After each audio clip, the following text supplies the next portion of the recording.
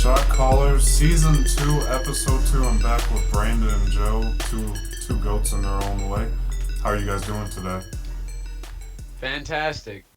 You know, it's not every day you're called goat-worthy, so definitely just got better. Welcome. I usually only call Michael Jordan, Tom Brady that, but you guys definitely qualify for that. And today we have a very fun show for you guys: NBA, NHL, and PGA, and a very good debate topic at the end. But I'll keep that as a surprise and let Brandon announce that later. But we can hop right into NBA. So we had a lot of games last night. The Hawks and Knicks, crazy game, guys. I don't know if you guys got a chance to see it, but Trae Young actually got spit on by a fan. It was insane. And Russell Westbrook also got popcorn poured on by a fan. So my question to you guys is, do you think, obviously having fans back since the world is starting to get back to normal is great, but do you think it's the right thing to do? The fans who do this get banned for life like they did? That's a good question. Because, I was honestly just, watching sports be back, you obviously have, the rowdy fans who take it a little bit too far. Especially, I was watching PGA, too. There's guys who are, drinking the whole time, kind of being a little bit too rowdy, going, a little bit too crazy. And, that does beg the question, where, since fans are going to be back, there's the people who kind of take it a little bit too far. And I think it's just because there's not as many, there's a very small percentage of, what can actually be back. And then to see those people who kind of take it a little bit too far, it just shines, because usually when there's so many people there in, its full capacity, it's not that big of a deal because they're kind of drowned out with the noise and all that. But when there's only, that, like I said, that small percentage, the spotlight is way more on them than usual. So you get those moments where, Trae Young gets spit on. You have, Bryson DeChambeau getting cackled by a bunch of fans out on the PGA Tour. You got guys who take it a little bit too far. So I think when kind of everything gets even farther, back to normal and gets 100% capacity, I think it won't be that big of a deal. But I definitely think that people got to be keeping an eye out and just kind of act a little bit better, especially since you'll have those people that kind of take a little bit too far with, way more publicity that's going to be on them with not as many people. Yeah, and I mean, you got to think, especially for, in this case, going with Trae Young getting spit on, of course, Knicks fans. The Knicks haven't been in this situation for how long now? I mean, we've heard every Stephen A. rant in the last 10 years. It's been a long time. So they're all in. They're going to do whatever it takes. And of course, sometimes when that happens, especially in the sports environment, anything goes. Anything to get a competitive advantage. We see this all the time. I mean, you can see it in cheating as far as baseball. And anything the fans can do to get in somebody's head, make something different change in the game in their team's favor, they're going to do it. And I think that sometimes that they're so invested in the game. And I mean, at the end of the day, it's just a game, but it's really not in that moment of time. It is, we are going to help our team win right now. And sometimes you just kind of get tunnel vision. And sometimes you have those things where you might make a bad decision and those things happen. So, I mean, at the end of the day, I mean, especially the incident with Russell Westbrook, and I can understand it a little bit, not necessarily the action, whatever. The action was definitely not necessary whatsoever. But, I mean, in retrospect, Russell Westbrook can be a hateable guy. He's not the most favored. He's not the most likable just because of the way he is. But there's no reason that should allow somebody to throw popcorn on him, and especially from the stands. I know the Garden has banned that man for life. They announced on a formal note of the incident and all the details that they've banned him. And it's really hard for me to say that one bad decision should cost somebody their chance to see their team play again for life. But at the end of the day, it's a deliberate act, and it has to be handled in that case. Now, is it gonna be worth the ban? I don't know if it's worth a ban of a year, but they certainly can't have them within you. They can't continue to be there for the next how many ever playoff games there is at the Garden, however long it takes. That's definitely not going to be, he's not going to be there, and he shouldn't be. But banning for life, that might be a little bit over the top, but then again, it's a deliberate act, and it happened in the worst case scenario, so they have to do something about it major. Because both fans got banned for life, and you both make interesting points. I think that should never happen or take place in a sporting event because there's no room for that. The taunting and talking trash, that's a part of sports. That's when I was watching with my dad yesterday, I said I miss having fans back, and I'm glad things are getting back to normal with more people vaccinated. But the touch the players to spit on them, I think that's way overboard. You shouldn't, regardless if you don't like the guy, you shouldn't do that. And someone like Westbrook, I wonder why he gets picked on sometimes the way he is. Just outside of him talking to media, he's someone who works very hard on the court. To me, he's the only player who gives it his all every day, who doesn't load manage. I don't know why people do that. Even high schoolers are doing that now. But I think that's very interesting for that. But I do think having fans back does affect the outcome of the game. Last year, we kind of saw a professional scrimmage in a sense in the bubble, which was no distractions for the guys. So it is interesting having them back.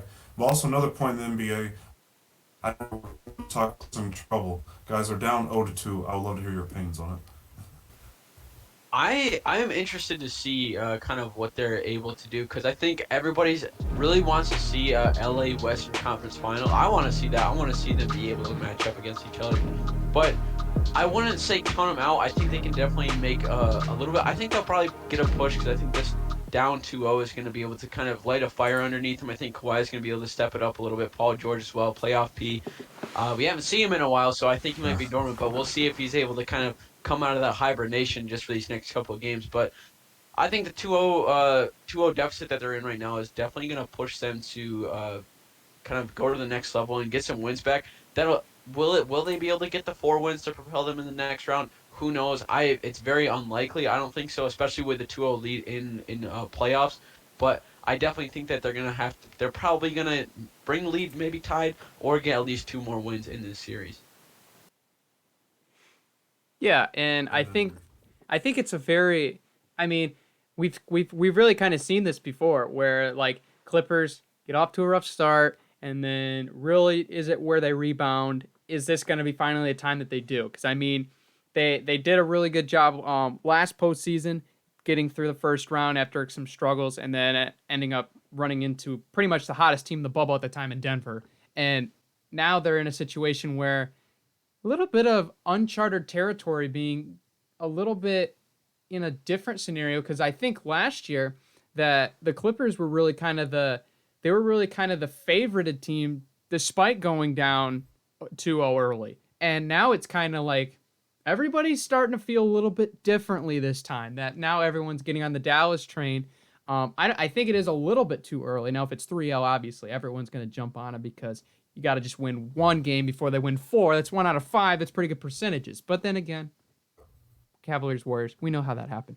But, I mean, really, the Clippers, like, what exactly do they need to get over the hump? I honestly don't know. I mean, they really did a better job of shooting the 3-ball in Game 2. They really didn't do a great job in Game 1. But, I mean, Dallas just they just filled it all night long, and that's really what came down. And they didn't even hit all their free throws. I think they were just over 50% from the charity stripe, and they still won by almost double digits.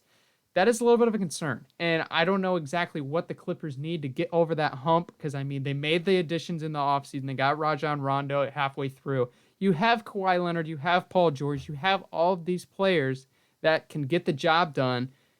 It just seems like it's just not clicking right now. And Dallas really is doing a great job of taking advantage of their struggles. And they're playing good basketball right now. And Luka's been playing well. Porzingis has been stepping up. And really, they're kind of doing what we should see out of the Clippers. So it's looking a little bit bleak right now if you're a Clippers fan. And I don't really know how to change it because they got to figure it out, and they got to figure it out fast because 3-0 is different than 2-0. Guarantee you that. You guys both make good points. I've been, obviously, as you know, I picked Clippers to make the finals, and I've been getting trolled the past few days, so I've been just like hiding out here in my basement. No, I'm just kidding. But no, I agree. Like, and pandemic P has to turn off to playoff P. I cannot believe what is going on. Yes, he had 29 in the last game on 12-22, but still 1-7 from 3. There's only so much Kawhi can do. He had 41 last game, 30 of that in the first half. So defensively, I don't think they have an answer for Luka because I've never seen 2 guys like Paul George and Kawhi who are so gifted on perimeter on-ball defense not be able to guard this guy. Like, Luka is literally, I think he's like the white LeBron. That's not as much athletic, but he's so crafty, and I got to give Luka his props.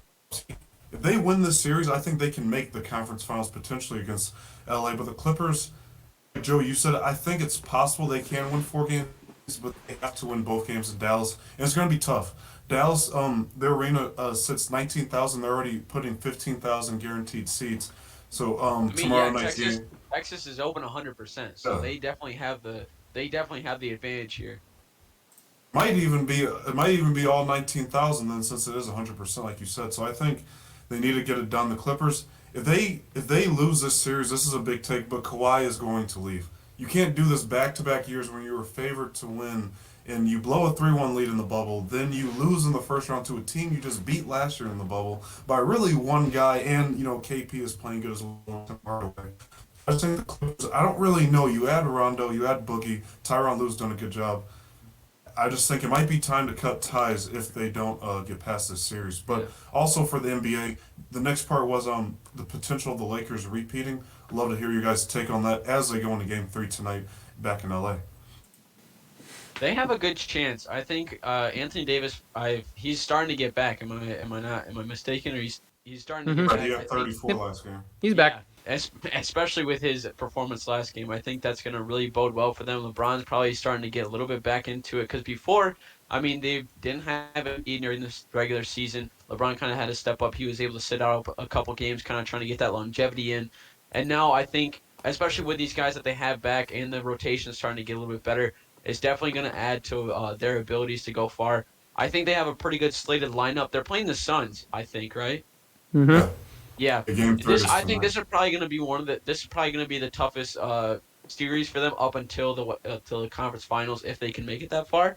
But nonetheless, I think that right now with AD coming back, with LeBron kind of getting a little bit more healthy, and their bench kind of starting to heat up a little bit, I just think that's a recipe for success for them. I think they could very well do it. It's just going to be, can they get past the Suns and kind of get ready for that Western Conference final and the final with that semifinal series that they're going to be coming up for.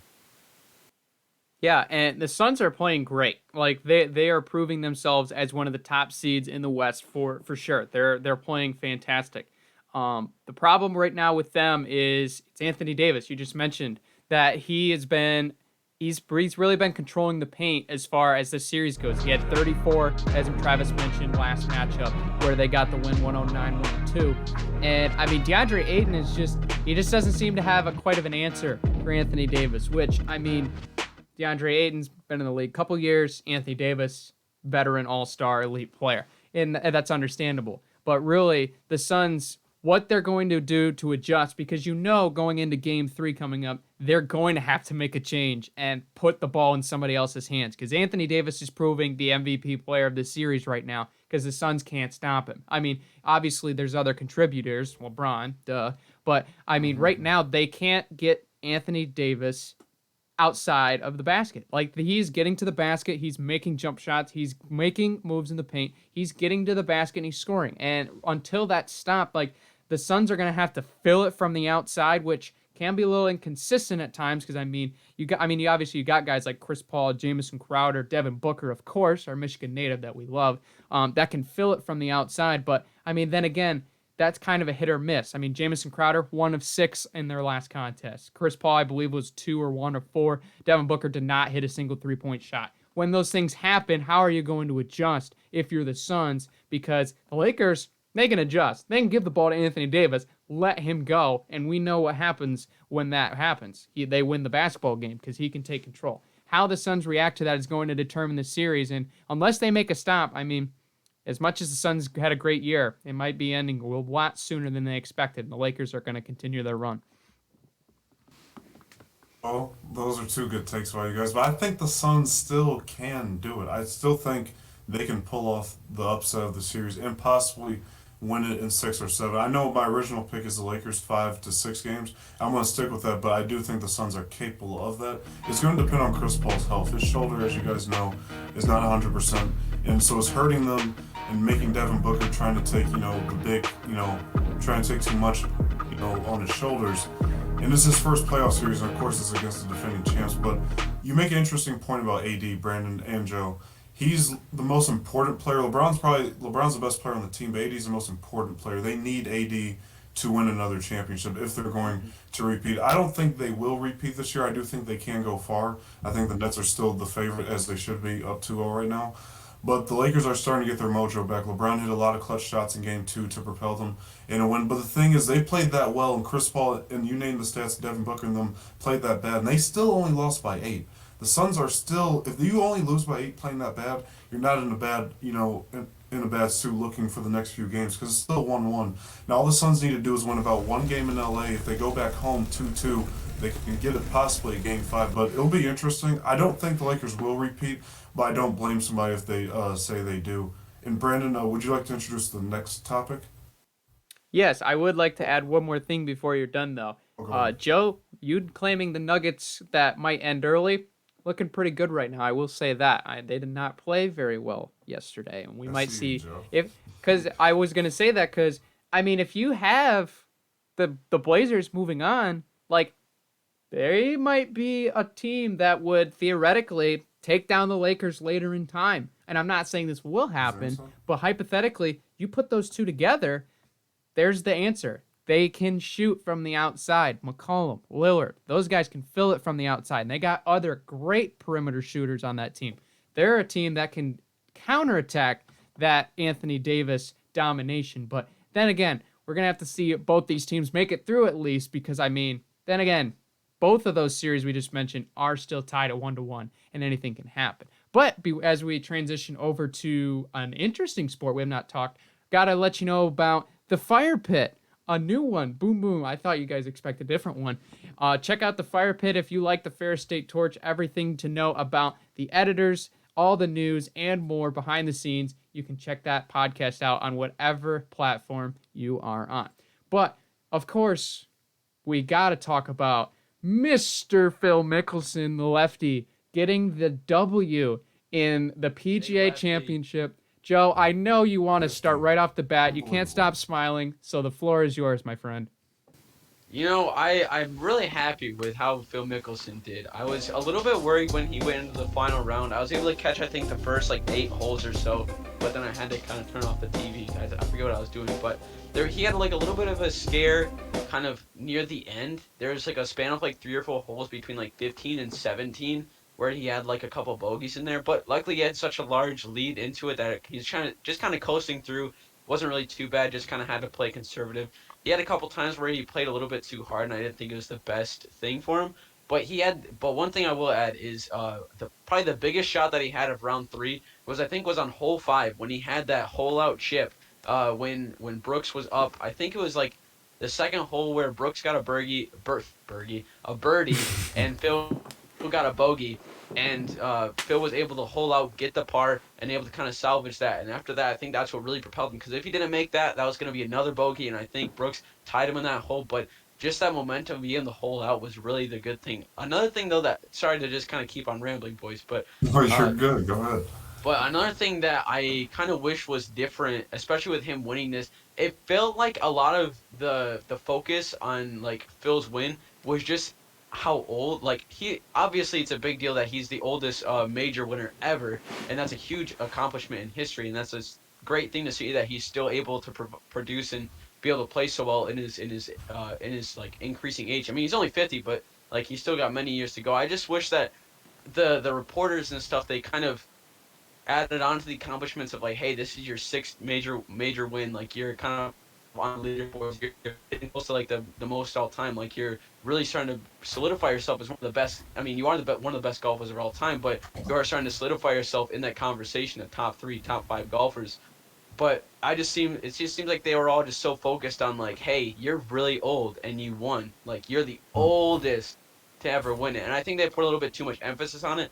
It was a very important thing that he did, but just if they didn't, I guess, just put so much emphasis on the old part, I think after a while it just gets kind of boring. Phil probably just got a little bit annoyed by just saying yeah, I'm old, I get it, I still won, but you don't have to keep on saying it, Yeah, I definitely agree with everything you said. I think it was a great story overall. I was watching it on my job at the country club. To be 50, and this is his first championship since 2013, 8 years ago. The last time you won. So to be 50 and just to be that great, it shows father time.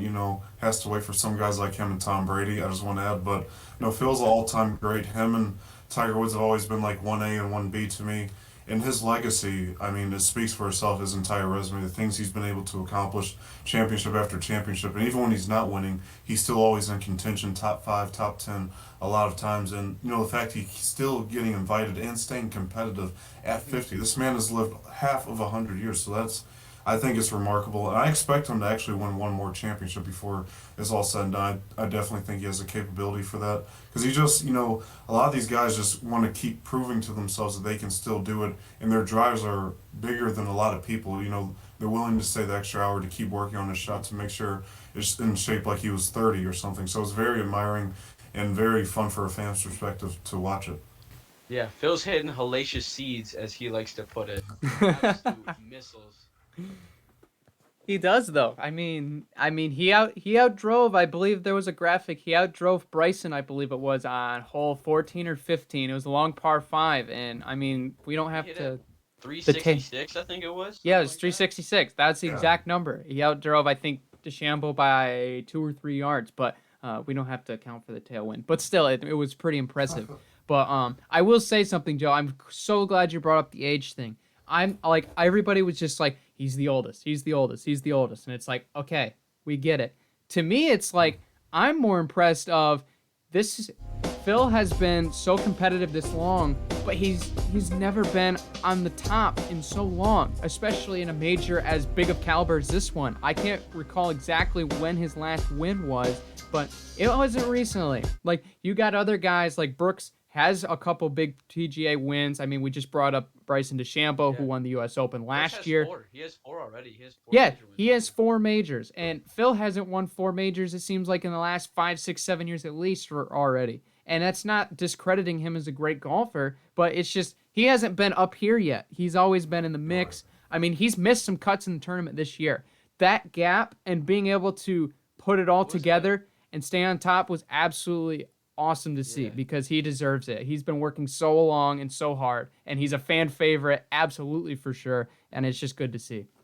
Yeah, what was it? The Masters, where after I think it was he missed the cut at the Masters. He It was the posted a picture Masters. the next day of him just drinking coffee on his couch, like trying to like recuperate. And it's like, Mm-hmm. okay, like next major you end up winning, which is insane to see Mm-hmm. that he's just able to have that. He's in the best shape of his life. If you look back in the 90s and the early 2000s and stuff when he was kind of like in his prime and even in the 2010s, he was, I mean, he had a little bit of chub on him. He was not as thin as he was now. He's way more defined. He's way stronger. He's a guy who, I mean, he's if you've seen his workout videos that he posts on his Instagram every once in a while, he's really moving the weight. And that's one thing that's like really impressive is just to see how great of shape he is for being a 50-year-old man and to be able to kind of keep that up, keep up the flexibility, keep up the rotation that he needs to be a good golfer and to be able to top up everyone.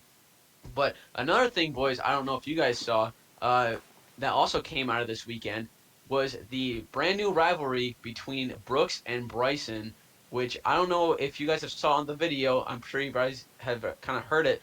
Uh, Brooks was in an interview with I think it was PGA TV or something like that. He was getting talked about if what was kind of the problem, like why weren't you able to kind of pull out some stuff. He was talking about how he wasn't able to read the putts too well. Bryson, it's a little bit undisclosed if people were able to catch the words that he was saying, but a lot of people are putting it together that he's just making fun of him missing putts, and then Brooks came in, got a little bit chippy with him.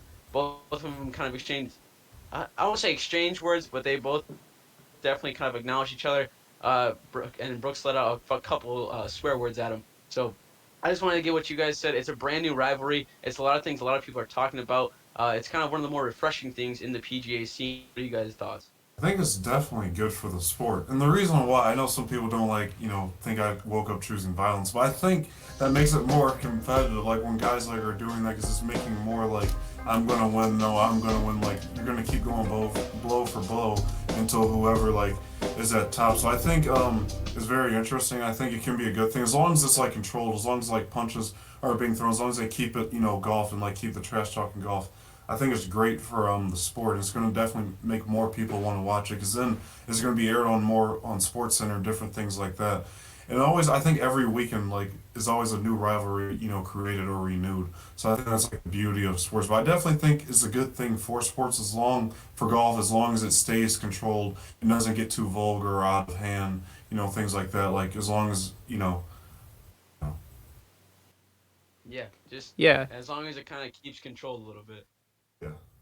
Yeah, I mean, we don't want clubs to be thrown or anything. Like, yeah, this is a gentleman's game, of course. I mean, obviously, we don't want people like we don't want Brooks like standing in the crowd, and then when DeChambeau's going to putt, like tossing some popcorn on him. Of course, that's not what we want, but I think it just brings out the character, and I think it's I mean, especially with a lot of these younger guys. I mean, obviously, like golf is really more of the gentleman's game, of course, like I just mentioned. Like it's not necessarily like you're not gonna watch pure hype videos going to watch like a tournament. I mean, there's just a different aura as far as the sport goes.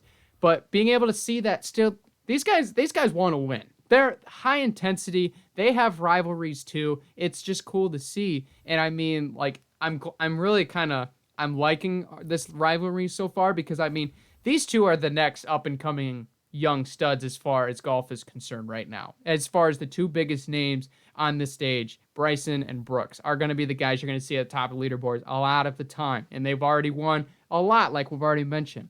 But I was just looking up to try to figure out when the initial incident was, because I know this has been churning for a long time. These two have always had it out for each other. And Joe, you might for a while. Yeah, Joe might know more than I do, but I mean, like, it's just crazy because, like, we don't see that normally in golf, and I think that's what people love about it, especially with guys like Bryson and Brooks who have some pretty competitive personalities. I mean, it's just the way they're wired, and I couldn't really possibly think of a better rivalry, pretty much outside of Tiger and Phil, than those two guys right there. Because right now, these are the two we're going to be watching up and coming for sure. But speaking of Brooks Koepka, moving into the next segment, little bit of controversy, you could say. I say controversy kind of in air quotes because, I mean, a little bit interesting takes on this. Talking really about the scene on the 18th hole. Phil and Brooks, obviously on the final card, they were the ones that finishing up on the golf course where Phil ended up making his putt on 18 to win, or I should say his two putt. But before that, on their fairway shots, after Phil hit one of his, there was a pretty much of pure fan mobbage, you could say. And of course, we'll have images coming up on the screen of what was happening. Pretty crazy stuff. And I don't know exactly what was trying to be done, because it didn't work. I mean, the fans were just, it almost looked like, it was just a straight mob. It was just people everywhere. And like literally Brooks and his caddy could not get through the line of people because they were already waiting at the green for Phil to come up and start reading his putt. Brooks was still out. Yeah. He was still trying to hit. Like, I don't know exactly what they were trying to do to be done as far as PGA is concerned. And Brooks comes out later and says, like, getting through that crowd and that mob, like, he tweaked his knee that he's already been a little bit on the limb for here already in his first couple years of his career. Not going to say he was making excuses, but I can understand where he's coming from. But I want to hear your thoughts, boys. Exactly what had happened, and what do we need to make of this with this incident occurring? I think it's that. Sorry, Travis. I think you can chalk it up to kind of what we already talked about. It's fans are back, and when are we gonna draw the line of what's too much to do when you're at a sporting event?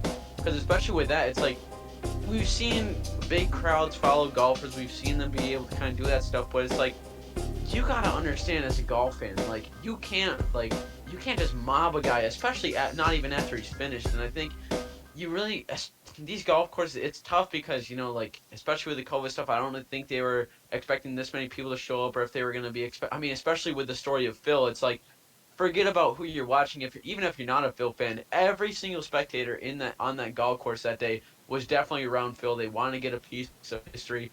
And when you go back to Brooks, I understand his frustration because it's like his knee, he's doing everything not to tweak his knee. He's getting down on the ball. His leg is completely straight. He's doing like yoga poses when he's trying to get a read when he's putting.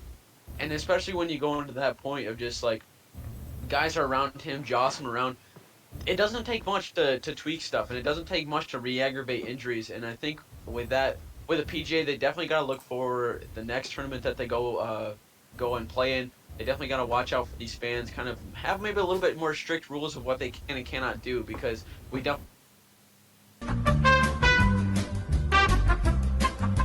No, just some slight technical difficulties. No, I definitely think like the same thing. But I think fans have been out of control for some time. Not even just in golf, just like in the NBA, NFL. Like, you can't be allowed to touch the athlete. There needs to be like a gate or like a police like you can't just do that. You can't just like slap the guy on the shoulder, throw popcorn or etc. So I think fans, the excitement of having them back is good for sports, but there needs to be guidelines and rules and different things of that etc. Because fans could end up getting hurt. You could see a malice at the palace in golf. You never know like what could happen if you piss off the wrong guy or say like the wrong thing. So I just think there needs to definitely be definitely some rules and guidelines just because the safety of the players is the main thing because you can get hurt in a celebration or anything. Like you say, he tweaked his knee. Guys have torn their ACL just in the middle of being involved with fans. So I really think they need to do something. Otherwise, it's going to come to a point where it's going to be limited capacity, or the fans in another area, not even around the guys, and it won't feel like it'll feel like we're starting over COVID-19 just over again. So fans just need to like. It's okay if you want to have a good time, if you want to drink and stuff, but please control yourself because we're happy sports are back and we're happy you're back at the sports games, but we need you to control yourselves to keep it that way because otherwise, I wouldn't be shocked if players would start retaliating because it's going to come to a point in time where you're just not going to take it. So, Yeah, I would. Yeah, pretty bad memory you just brought up about the malice of the palace. Now it's just straight on my head, but it's okay. yeah, We're just gonna get I'm through it. sorry. We don't. No, you make a great point. We don't want those to happen again. We don't want to see that stuff happen again. There was a time where it was not policed enough, and that stuff happened. I mean, obviously, Ron Artest, Meta World Peace. Yeah, He was the man that really started that, but we don't want that to happen again. I mean, we don't want to see. I absolutely agree. I don't want to see an injury occur because of a fan's quick second decision without really realizing what he's doing to jeopardize the athlete. Now, I'm not saying or anything like we should have like hold athletes up on a pedestal or whatever. Like, I'm not saying that. I'm just saying everybody needs to understand like these sort of like you have to be aware of everything in the situation. Now, yes, would you want to go run down and get Phil's autograph after he holes out on 18? Sure, I understand that. But hey, remember, there's another guy on his card that's not done yet. Like, you still have to understand the full scenario of what's going on. And this is a PGA Tour. Like, Brooks Koepka was on the line of, hey, this guy's still competing for second place, which, by the way, $1.3 million purse on the line for in second place. He's not done yet. He's still going. So the That's a reality of hefty this, paycheck if he's able to finish it out. yeah, like it's yeah, significantly higher from second to third. So he's still got stakes to right. play for. Like these guys are still playing for $1 million, whether they're first or fifth. Like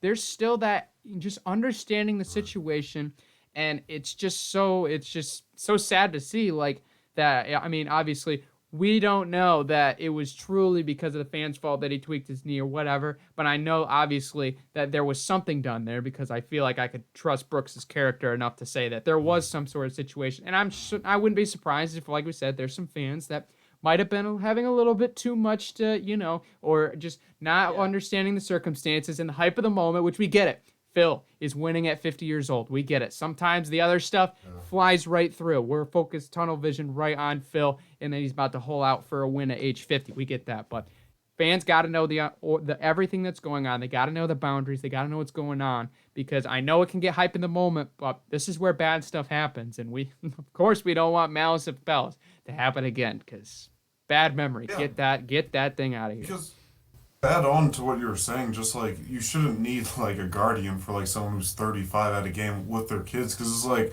who's watching over your kids? You're acting like their age. It's just like the only difference is you're just intoxicated or something while you're doing it. So it's just like you got to be able to control yourself and set example for others. Because no, I definitely agree with both you guys. Definitely. I'm honestly surprised it hasn't happened. I mean, especially back in the day, it happened a lot, but I'm surprised it hasn't happened like before, especially on the golf scene, because it's just a bunch of middle-aged guys who, have taken a Saturday off from their wives or Saturday off from just like their kids or something, Yeah. dressed in khakis, a polo, and they're slamming beers left and right all day, just trying to have some fun.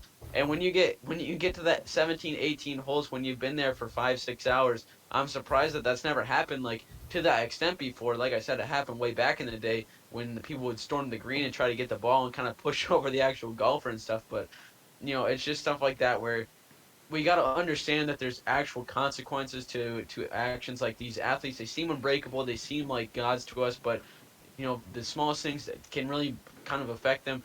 They're really fight. I mean, they're playing for stuff that kind of goes over our heads sometimes, and it just comes to a point where we just got to realize like we as fans, we have a responsibility. We can enjoy the game. These guys are playing for our enjoyment. but also we have to repay them with some respect and allow them to work on their craft while also kind of expecting. It's kind of a give and take type thing, but we can't take more than we give, you know? True. Yeah. At the end of the day, they're human beings just like us. We're in the same situation. So, dude, speaking of golf competition, I guess going with everything that has really kind of happened over the last couple weeks, kind of folded over the fact that the match is back.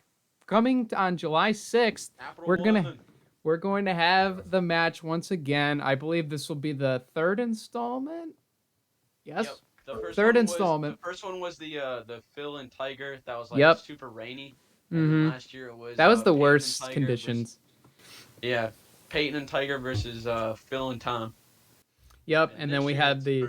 Yep, and then we had the last one of was it Peyton and Steph against Phil and Sir Charles Barkley, which probably shocked all of us. But round 3, gonna be an interesting one, and kind of going back to what Joe was talking about with Brooks and Bryson, that rivalry that also transpired after the announcement of this. yeah, some Where beef on Brooks, Twitter.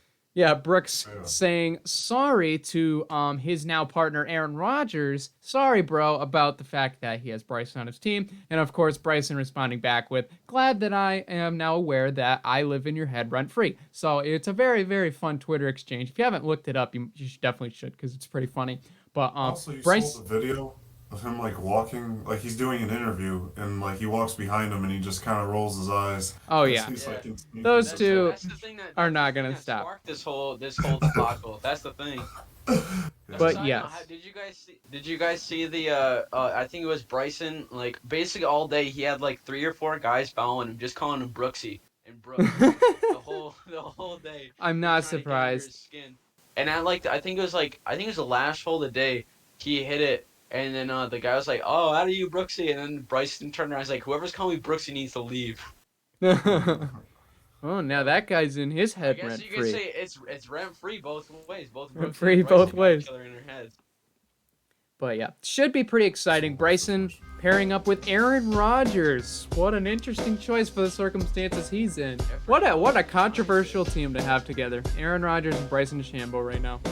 The only thing that probably would have made this better is get Brooks, Koepka, and Tom Brady. But instead, why not have Phil on again? So they have Phil and Tom versus Bryson and Aaron.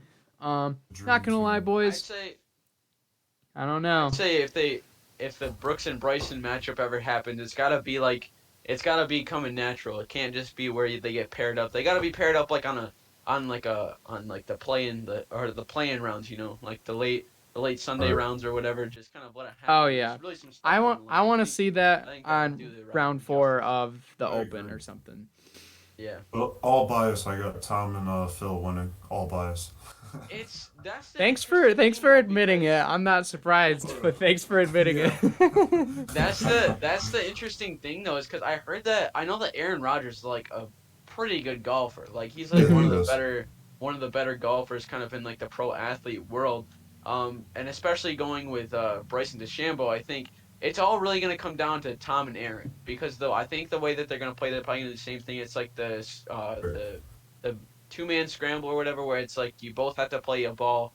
You both have to play one of each other's balls on each hole. So it's like you can rely on Bryson's drive, but what's Aaron gonna do when he has a pitching wedge shot about 150 yards out of the green? Like, what is he gonna do, or what is Tom gonna do? I mean, he had that incredible hole out last year, like basically at the start of COVID when they had the match, but like he still didn't play very well. I mean, or whoever, I forget who they played last year, but they kind of like took over near the end of the match.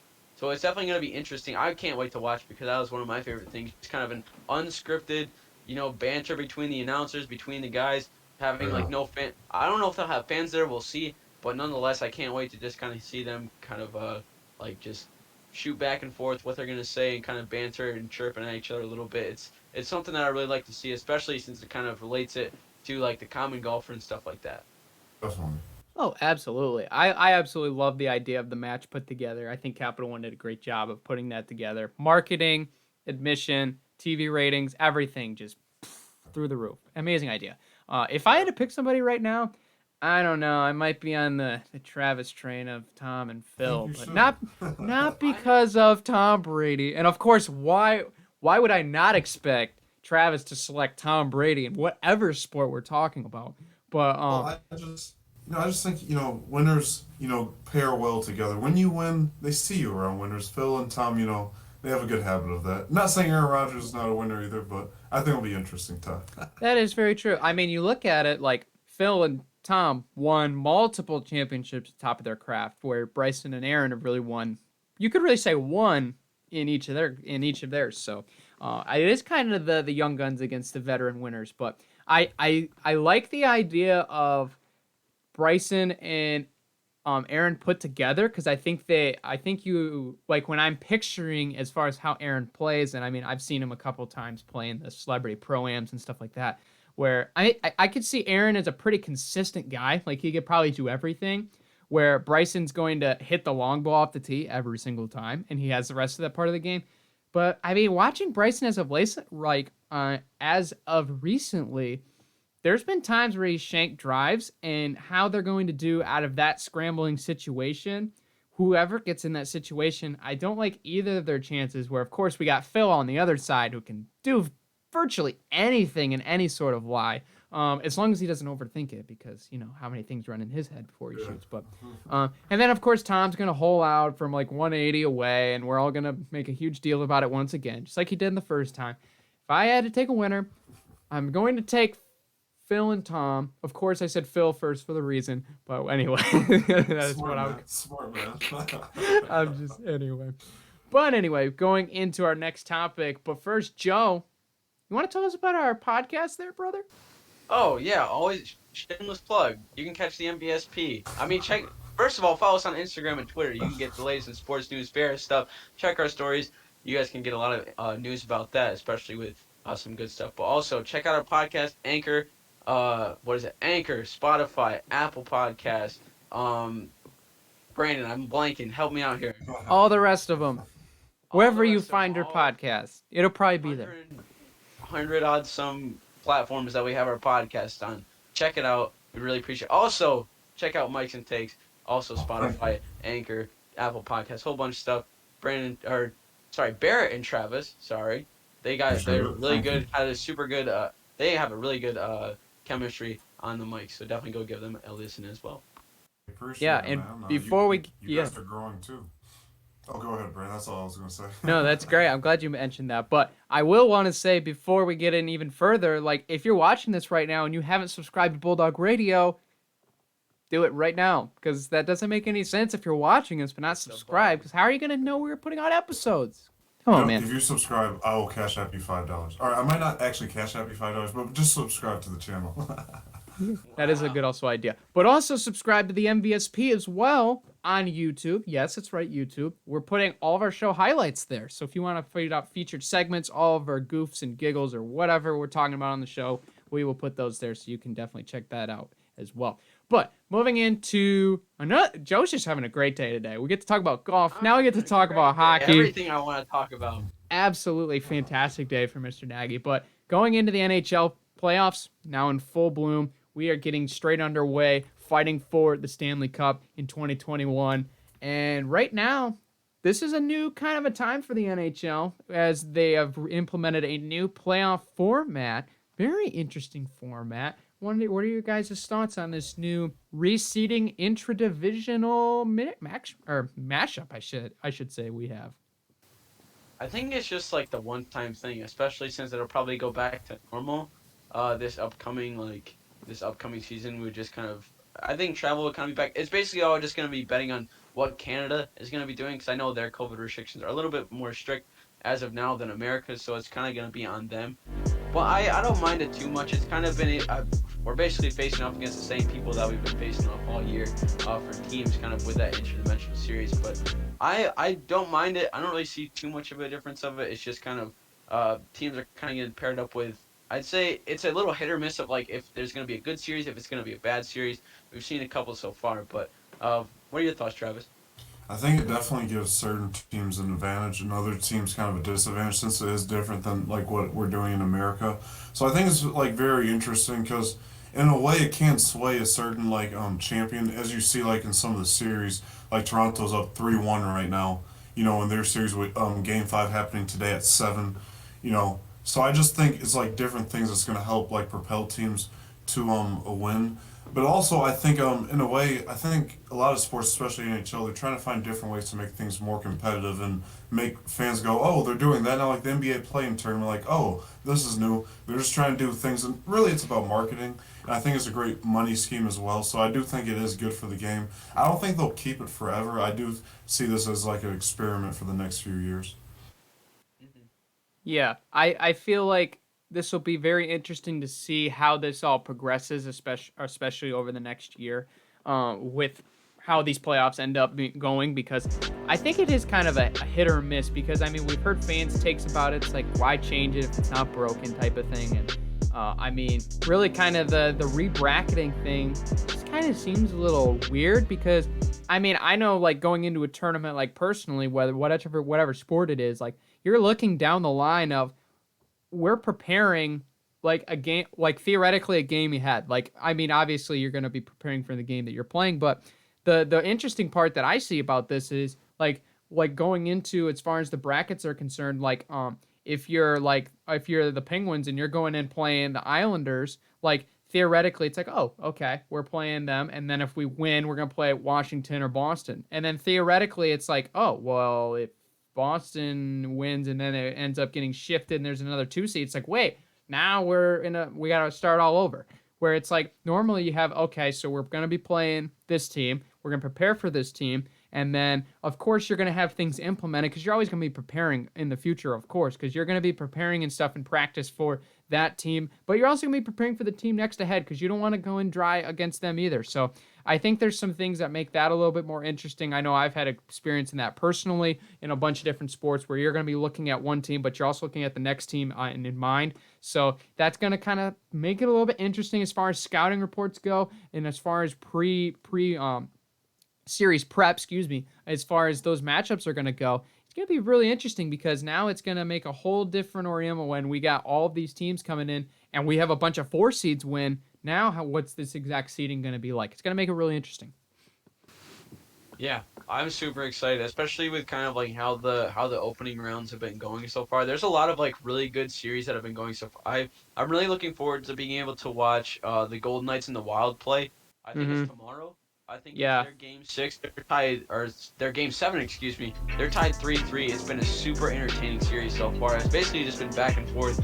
Like, Wild were able to beat the Golden Knights 3-0 last game, but they've just been able to play super solid hockey. And playoff hockey is literally just a different breed of entertainment. So I'm just super excited. But there's a couple more that I really want to get into as well. But I don't know if you guys have been paying too much attention, but what do you got? What series and what kind of games have been catching your attention so far? I definitely want to see the Hurricanes and Predators. That's tonight at 9:30. So obviously, the Hurricanes are up 3-2. I think this is just an interesting series with them getting a chance to close it out on the road tonight for Game 6. And I just think, like you said, playoff hockey is amazing. And being here in Detroit, we were used to seeing the Red Wings make the playoffs 25 straight years. Yeah. The glory days. You were used to, yeah. Yeah, 11 Stanley Cups, but hopefully we'll get there, boys. sometime. We'll get there. Yeah, but I think that's an interesting series. I like how most of these series are competitive. You're not seeing a lot of sweeps. Like you just said, the series that you were just talking about is going to a Game 7 for the Wild, and the series I just named is going to a Game 6 for the Hurricanes. So a lot of this is competitive. Everyone's getting their money's worth. So I think it's great that you're having these like long series in these first rounds to kind of like extend the playoffs a little bit. So I think it's going to be a good one. I do think the Hurricanes will close it out tonight on the road. It's going to be tough, but I do think they will. It's going to be a close game. Yeah, definitely. Yeah, good divisional pick there, Travis, because I'm actually really looking into the one on the theoretically right underneath of them in the bracket, and that's the Panthers and the defending champions of the Tampa Bay Lightning. Because I mean, obviously, it just ended. The Lightning took that one 4-2. But I was really surprised. Like it was really entertaining. As far as like, it's not obviously as entertaining as Golden Knights and the Wild going into a 7-game series. Because of course, Game 7, best 2 words in all of sports. So this series was really interesting because the Panthers played pretty well. I mean, obviously, last game they kind of just kind of crapped out a little bit. But then again, they're playing the defending champs. So, I mean, obviously that the Lightning are really in a position where they look like they're ready to contend. And I really see them as title contenders again. Obviously, oh yeah, you're picking the team that won last year's stuff.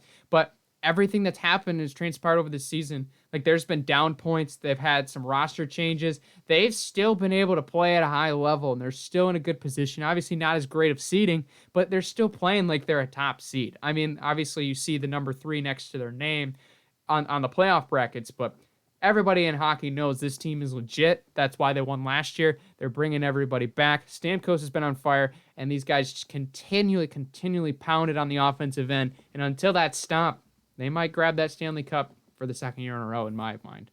I think the big thing too is they actually have Stamkos back, because Stamkos was injured last year. That was huge. Not even in the Stanley Cup when they were able to get the dub there, and I think that's the huge thing now, because they have Kucherov, who's been on fire. They have Stamkos, who's a big facilitator of the game. Their captain is back. He was able to lift the cup with them last year. Wasn't able to be able to kind of do anything to be able to get that, but nonetheless, they do have a chance this year. So that's going to be one team to definitely watch out for. Another team to watch out for, boys. I think you might know where I'm going with this. It's my Islanders. Of course, yes. Able to knock out the Penguins 4-2. They've been playing pretty solid. A little bit of a scare in Game 5, excuse me. But after Game 6, I don't think you can doubt it's going to be a electric series with them and the Bruins. I'm super excited for that. We haven't had the best success with them so far in the regular season, but I think playoff hockey, especially with Nassau being able to, they're not full capacity, but there is a lot of fans there. I think that's going to be a big thing that's going to be able to propel them pretty far. So, I definitely agree with you. I think the Islanders are absolutely closing out the series. 5-3 yesterday, winning against the Penguins. I thought people were underrating them a little bit. I think the Islanders definitely can make it that next step to win.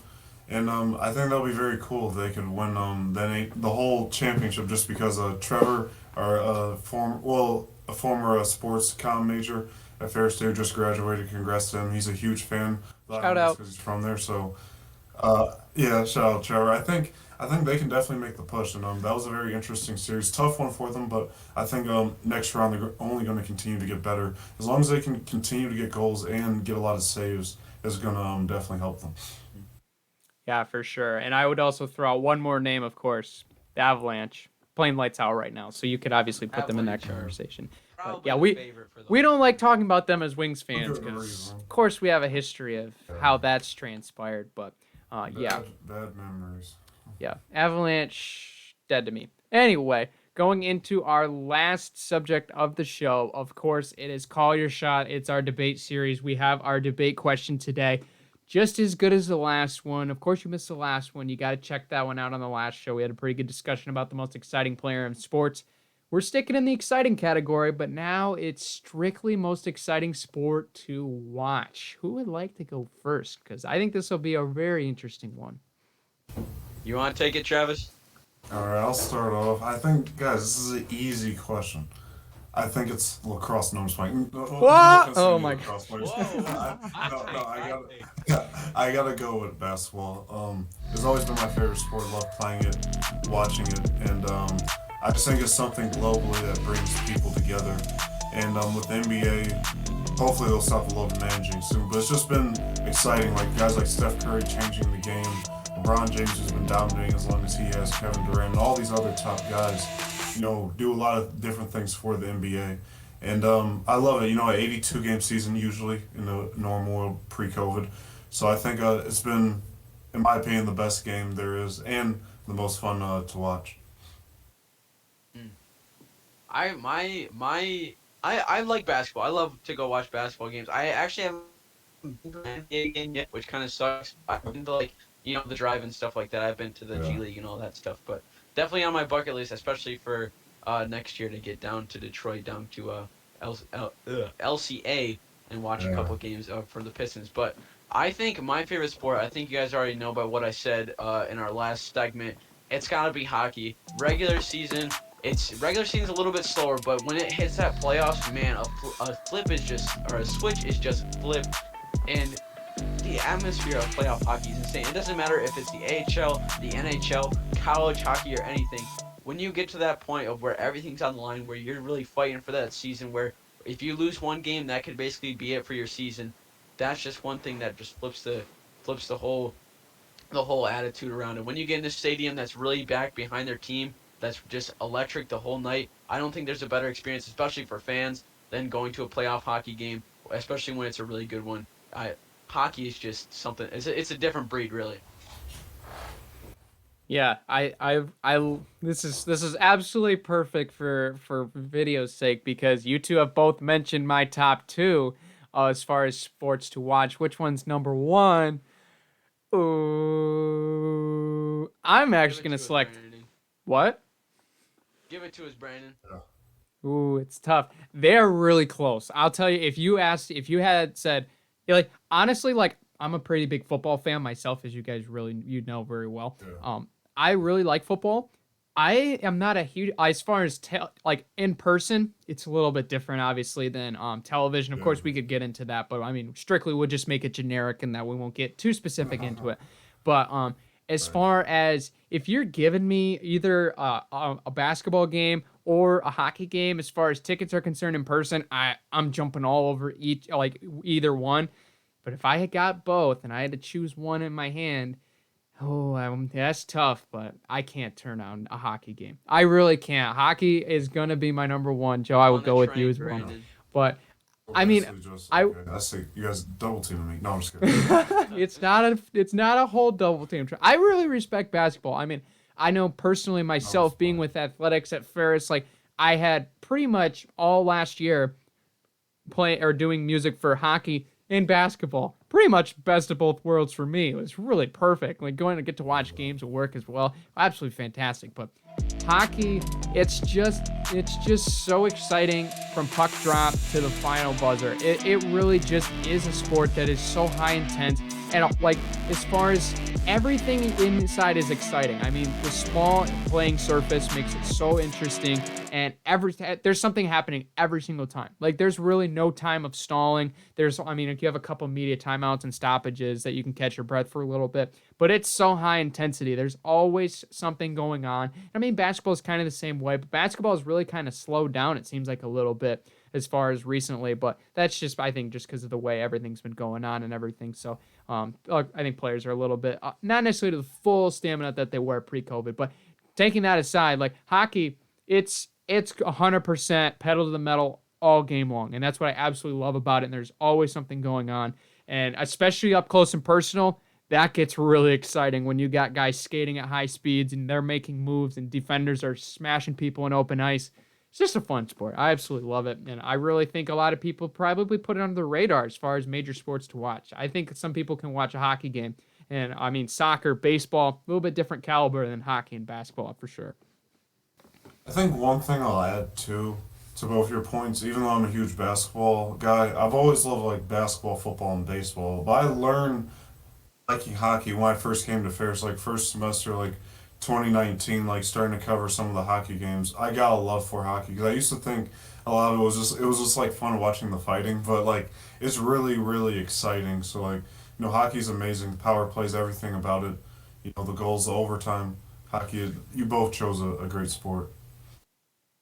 Yeah, I love watching basketball, so I think you also made a great choice. But I will say this, I do like watching soccer. You all can make you can make your cringy faces at me right now for Soccer, this. I will give you that. I will give you that. Soccer in the right setting, like you have to have a solid fan base around you to watch a good Mm-hmm. soccer game. But if you have just like if you go to like I can't really think of like a bad fan base, but like if you go to one like in England, if you go to like West Ham or Man City Yes. or Manchester Yes. United or something, those fans Oh are my die god. hard and you'll get an experience unlike any other in the sports world. You can go to even MLS, you can go to Portland Timbers, Seattle Sounders, the LAFC, LA Galaxy, something like that. Those fans, they'll let you know like how big of fans they are. They'll always be chants. It'll be an electric atmosphere.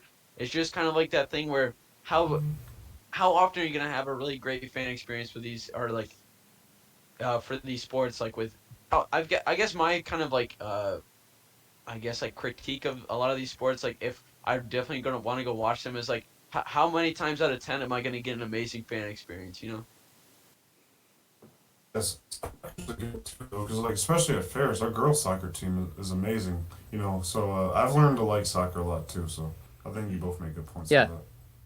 The fan experience, especially overseas, it's a different breed. I mean, the MLS is starting to get up there, like especially with who you just mentioned with Portland and Seattle, Joe. I mean, those two teams are probably at the top class as far as fan experiences go in the MLS, but it's just a different breed. The game never stops, but I can understand why people don't like watching on TV because it is a slow sport. I get it, which is why hockey and basketball, of course, are better selections. But that was our show. We appreciate everybody for tuning in to the Shot Callers episode 2. We appreciate your review. If you want to check this out again on podcast format, you can. The Most Valuable Sports Podcast on whatever platform you get your podcast, Spotify, Apple, and the 9,000 different options we have thanks to Anchor. And of course, thanks to Bulldog Radio for making this happen. But boys, fantastic show. Fantastic, boys. So have a great weekend. See you guys. Take care, everybody.